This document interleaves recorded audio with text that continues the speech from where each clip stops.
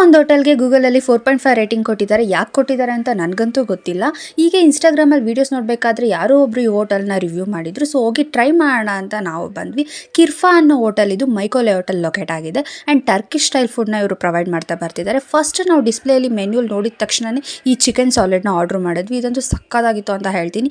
ನೀವೇನಾದರೂ ಜಿಮ್ಗೆ ಹೋಗ್ತಿದ್ದಾರೆ, I protein ಬೇಕು ಅಂತಂದರೆ ಇದಂತೂ ಬೆಸ್ಟ್ ಡಿಶ್ ಅಂತ ಹೇಳ್ಬೋದು. ಚಿಕನ್ ಶೀಕ್ನ ಕಟ್ ಮಾಡಿ ನಿಮಗೆ ವೆಜ್ಜಿಸ್ ಜೊತೆಗೆ ಕೊಟ್ಟು ಸಕ್ಕತ್ತಾಗಿತ್ತು ಅಂತ ಹೇಳ್ತೀನಿ. ನನಗಂತೂ ತುಂಬಾ ಇಷ್ಟ ಆಯಿತು. ಆ್ಯಂಡ್ ನೆಕ್ಸ್ಟ್ ಮಿರ್ಚಿ ವಿಂಗ್ಸ್ ಅಂತ ಆರ್ಡರ್ ಮಾಡಿದ್ವಿ. ಯಾಕಾದರೂ ಆರ್ಡರ್ ಮಾಡಿದೆ ಅಂತ ಅಂದ್ಕೊಂಡೆ ನಾನು. ನನಗಂತೂ ಒಂದಿಷ್ಟು ಇಷ್ಟ ಆಗಿಲ್ಲ.